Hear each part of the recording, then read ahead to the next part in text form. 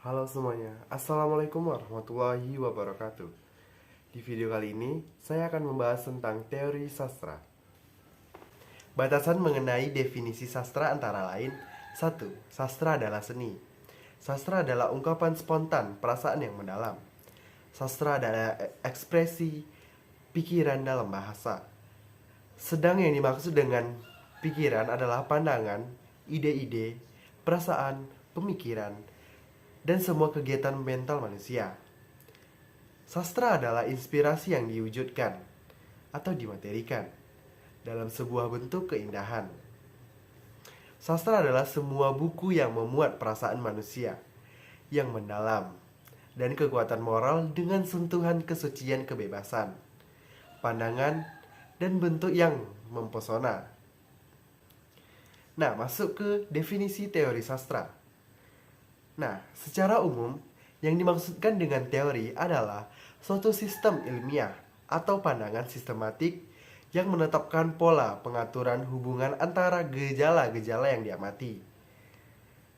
Teori berisi konsep atau uraian tentang hukum-hukum umum, suatu objek pengetahuan dari sudut pandang tertentu. Suatu teori dapat dideduksi secara logis dan dicek kebenarannya atau dibantah kesahihannya pada objek atau gejala yang diamati tersebut. Masuk ke teori sastra. Teori sastra adalah studi prinsip, kategori, dan kriteria yang diacu dan dijadikan titik tolak dalam telaah di bidang sastra. Teori ini hanya dapat disusun berdasarkan studi langsung terhadap suatu karya sastra. Kriteria, kategori, skema tidak mungkin diciptakan secara alias tanpa pijakan. Menyimpulkan, teori sastra merupakan salah satu bidang kajian ilmu sastra yang mempelajari tentang pengertian, prinsip, konsep, hakikat, karakteristik, hukum, kategori, dan kriteria karya sastra yang membedakannya dengan karya-karya yang bukan karya sastra. Nah, pesatnya perkembangan teori sastra hingga saat ini dipicu oleh beberapa sebab, antara lain: 1. Medium sastra adalah bahasa yang mempunyai problematika yang luas. Yang kedua, permasalahan yang beragam.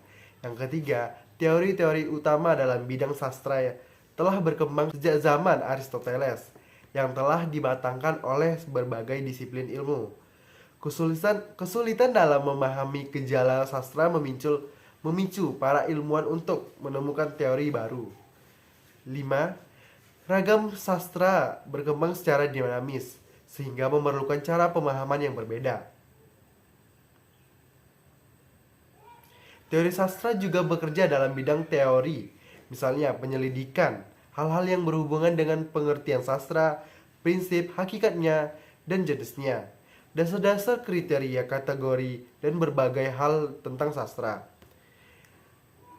Teori sastra hanya dapat disusun berdasarkan studi terhadap karya sastra yang diciptakan oleh konsep universal atau sekurang-kurangnya konsep umum yang dipakai untuk mendeskripsikan dan menjelaskan fakta-fakta sastra.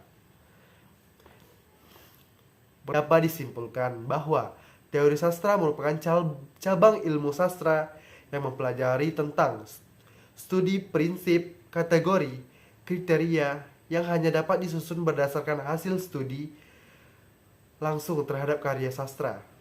Sekian dari saya. Assalamualaikum warahmatullahi wabarakatuh.